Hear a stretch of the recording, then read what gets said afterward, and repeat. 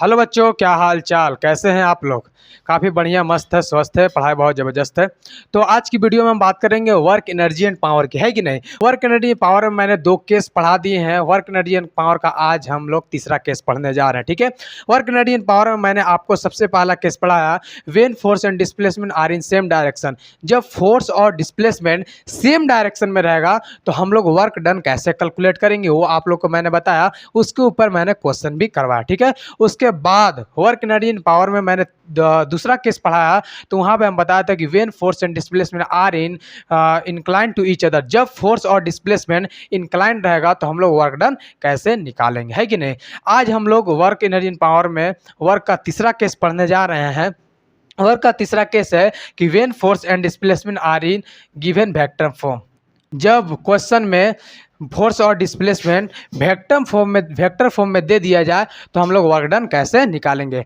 Work done क्या होता है, एफ एस कॉस थीटा होता है कि नहीं। और एफ एस कॉस थीटा के लिए एफ एस कॉस थीटा को हम क्या लिख सकते हैं, एफ डॉट एस लिख सकते हैं, क्या है कि नहीं। तो याद रखना है, dot product of two vector ये दिखाता है कि अगर इन दोनों का dot product of two vector निकालेंगे तो हमको क्या निकल करके आएगा, वर्क डन निकल करके आ जाएगा, है कि नहीं। और यहाँ से जितना भी क्वेश्चन नीट में जेईई में सवाल पूछे जाते हैं, सब के सब यहाँ से क्वेश्चन पूछे जाते हैं, है कि नहीं। इसी फॉर्मूले पे आधारित रहते हैं। तो कभी भी आपको क्वेश्चन में वेक्टर फॉर्म में दे दिया जाए, फोर्स और डिस्प्लेसमेंट किस में दे दे, force and displacement vector form में दे दे, तो हम लोग वर्क डन के लिए क्यों कौन सा फॉर्मूला यूज करेंगे, work F dot S use करेंगे, है कि नहीं। और dot product of two vector अगर हम लोग निकाल लेते हैं तो यही हमको क्या दे देगा, वर्क डन निकल करके आ जाएगा, है कि नहीं। अब हम लोग यहाँ से क्वेश्चन को सॉल्व करेंगे। लिखा हुआ है, फोर्स ऑफ इतना newton act on the body due to which body get displace by इतना,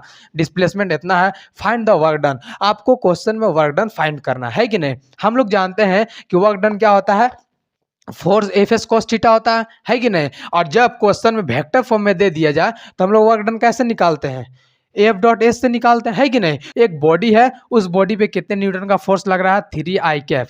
इस बॉडी पे कितने न्यूटन का फोर्स लग रहा है, 3 आई कैप माइनस 2 जे कैप प्लस 4 के कैप न्यूटन का फोर्स लग रहा है कि नहीं। और ये बॉडी कितना से डिस्प्लेस हो रहा है, 2 आई कैप प्लस 3 जे कैप माइनस 2 के कैप मीटर से ये क्या हो रहा है, डिस्प्लेस हो रहा है। हमको क्वेश्चन में बताना है कि वर्क डन क्या होगा, वर्क डन फाइंड करना, find the work done. Work done question में बताना है कि वर्क डन क्या होगा, है कि नहीं। तो वर्क डन के लिए फॉर्मूला हम क्या बताए, एफ डॉट एस बताए, है कि नहीं। फोर्स कितना दिया हुआ है, 3 आई कैप माइनस 2 जे कैप प्लस 4 के कैप, है कि नहीं।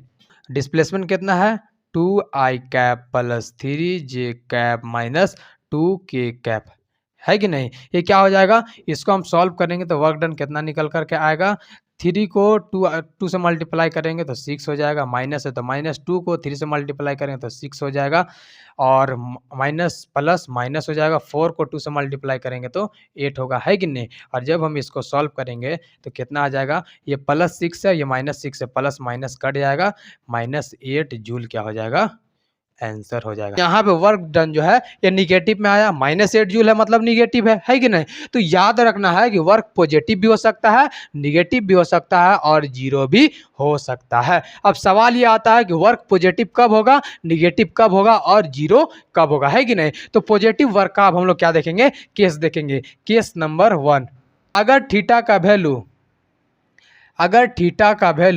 0 से बड़ा हो जाए और 90 डिग्री से छोटा हो जाए तो वर्क डन क्या होगा, ऑलवेज पॉजिटिव होगा। क्यों, 0 का वैल्यू क्या होता है, 1 होता है कि नहीं। तो थीटा का वैल्यू या तो 0 के बराबर हो या फिर 0 से बड़ा हो, और किससे छोटा हो, 90 डिग्री से छोटा हो जाए तो वर्क डन क्या होगा, ऑलवेज पॉजिटिव होगा, ठीक है। अब केस नंबर 2 देखेंगे, है कि नहीं। क्या देखेंगे, केस 2 देखेंगे, निगेटिव वर्क का केस देखेंगे। निगेटिव वर्क का क्या देखेंगे, केस देखेंगे। अगर थीटा का वैल्यू 90 से बड़ा हो जाए और 180 डिग्री से छोटा हो जाए या फिर इसके बराबर हो जाए तो वर्क डन ऑलवेज क्या होगा, निगेटिव होगा। क्यों, क्योंकि 90 से लेकर के 180 के बीच में कोस का वैल्यू क्या होता है, 90 इधर बढ़ेगा तो कोस का वैल्यू क्या होगा, ऑलवेज निगेटिव होगा, है कि नहीं। थीटा का वैल्यू 90 से बड़ा हो जाए और 180 डिग्री से छोटा हो जाए तो वर्क डन क्या होगा, ऑलवेज निगेटिव होगा, है कि नहीं।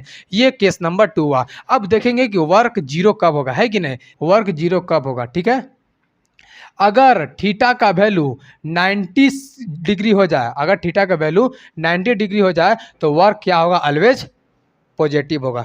कोस 0 डिग्री का वैल्यू क्या होता है, 90 डिग्री होता है कि नहीं। तो अगर थीटा का वैल्यू 90 डिग्री हो जाए तो वर्क डन क्या होगा, ऑलवेज 0 होगा, है कि नहीं। तो याद रखना है कि वर्क पॉजिटिव भी हो सकता है, निगेटिव भी हो सकता है और 0 भी हो सकता है कि नहीं। तो आज के क्लास हम यहीं पे करते हैं वाइंड अप। हमारी मुलाकातें अगले वीडियो में होगी। Thank you, that's all for today.